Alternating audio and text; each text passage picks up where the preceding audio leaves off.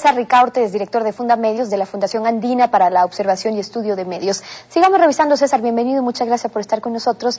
Los 21 artículos que ya se aprobaron en ese informe complementario para su debate en el Pleno. Y primero hay que saber, como Fundamedios, ¿qué es lo que más les preocupa de lo ya aprobado? Buenos días, Steffi, buenos días a amigos televidentes.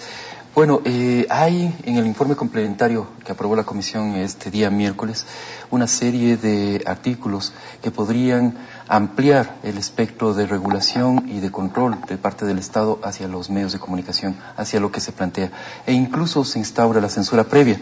Si vamos al artículo 11 del informe, ¿no es cierto?, se prohíbe, por ejemplo, el uso de imágenes violentas, sangrientas y alusivas a la muerte en todos los medios de comunicación dentro de coberturas informativas que no estén debidamente contextualizadas y etcétera, etcétera.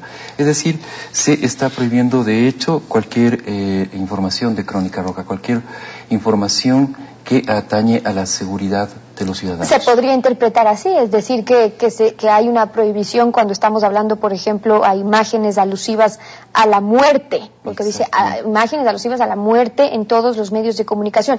Y aquí hay que hacer una aclaración, César, porque el tema de las restricciones para los contenidos violentos, por ejemplo, sí constan, porque sí existe una prohibición en los tratados internacionales y en la Convención Interamericana de Derechos Humanos. Es decir, no es que hay carta abierta en ese sentido, ya hay restricciones. Las restricciones son limitadas a los temas de seguridad interna y a los temas de, digamos, protección de la infancia. No hay una prohibición expresa porque eso es entra digamos, dentro de los parámetros editoriales de un medio de comunicación el decidir si va a cubrir Crónica Roja o no va a cubrir Crónica Roja. Entonces, y sobre todo hay la diferencia entre la restricción de lo que es entretenimiento, por ejemplo, y lo que es ya contenido, es decir, información, noticias. Exactamente. En este caso ya se hace una prohibición sobre contenidos informativos, que es lo que más llama la atención. Explícitamente se hace una prohibición de contenidos informativos. Entonces, de este tipo de artículos, yo creo que está lleno el informe complementario que aprobó la Comisión.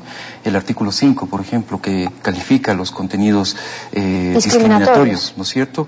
Nos abre la posibilidad de que se llegue a extremos que no creemos que no se va a llegar, pero está expuesto en la ley, la posibilidad de que, por ejemplo, si es que se hace una distinción, porque lo dice así el artículo, una distinción sobre el estado civil de una persona, es decir, si alguien llama señorita o señora en un set de televisión, en una cabina de radio, alguien podría ser acusado por de contenido discriminatorio.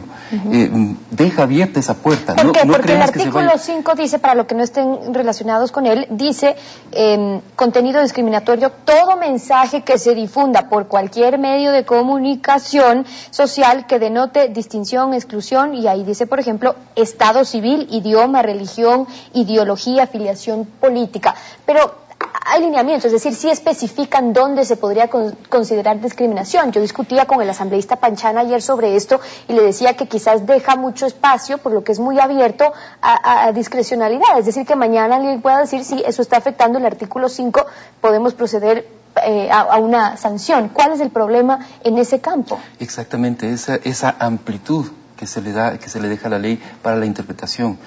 Ya la relatoría decía que en términos de una ley de comunicación, de una ley como la que se está discutiendo, se decía que tiene que aprobarse de una forma muy precisa los términos. Pero en este campo, en este caso, se amplía demasiado los términos de regulación. Se puede interpretar de cualquier forma, como lo hemos hecho en este momento. Es decir, si mañana los miembros del Consejo, que además van a ser todos oficialistas, ¿no es cierto?, dicen en un medio de comunicación se ha cometido una falta discriminatoria porque se ha llamado a alguien izquierdista o se le llamó derechista, porque también eso está, ¿no es cierto?, que se puede considerar discriminatorio la distinción por ideología. Puede mañana perfectamente el Consejo señalar que hay una falta. Es realmente muy penoso que se haya aprobado un informe complementario como el que se aprobó, que además no se haya tratado, porque me parece que aquí ha dado muestra la mayoría de la comisión de un doble discurso absoluto, en la medida en que, acordémonos que ellos señalaron que iban a tratar todas las observaciones que hizo, por ejemplo, la Comisión Interamericana de Derechos Humanos, y no hicieron en ningún momento, no incorporaron ninguna de las observaciones que había hecho ya el informe anterior la Comisión Interamericana. César, una ley es necesaria, además manda nuestra Constitución que hay que aprobar una ley, y cuando dicen no es que nadie quiere ley, no se trata de que no haya una ley, sino que ¿cómo se podría elaborar una mejor ley que no dé tanto espacio a esto, a tantos artículos que dejen abierta la puerta para suspicacia o interpretaciones, en lugar de que sea algo específico que vaya acorde a la Constitución y a los tratados internacionales, leyes simples y concretas como la del Uruguay? Exactamente, o sea, no es... tú lo has dicho con precisión, Steffi, no es que nos estamos oponiendo a la existencia de una ley de comunicación, pero una ley en los términos en los cuales se ha redactado, y especialmente este informe complementario, porque este informe complementario realmente abre muchísimo más el espectro para censurar a los medios de comunicación, para instaurar la censura previa.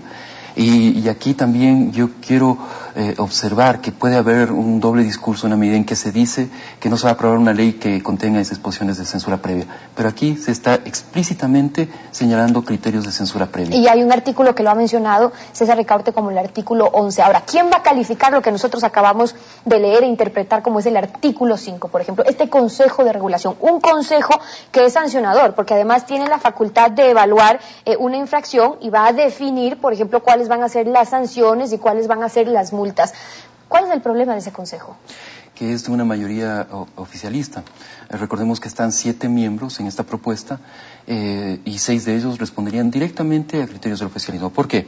Tenemos 2 delegados del Ejecutivo. 2 directos del Ejecutivo. ¿No es cierto? 2 directos del Ejecutivo. Tenemos un delegado de los consejos de igualdad, que es nombrado por el Consejo de Participación Ciudadana, que tiene mayoría oficialista. 3 ciudadanos que también van a ser nombrados por ese Consejo de Participación Ciudadana.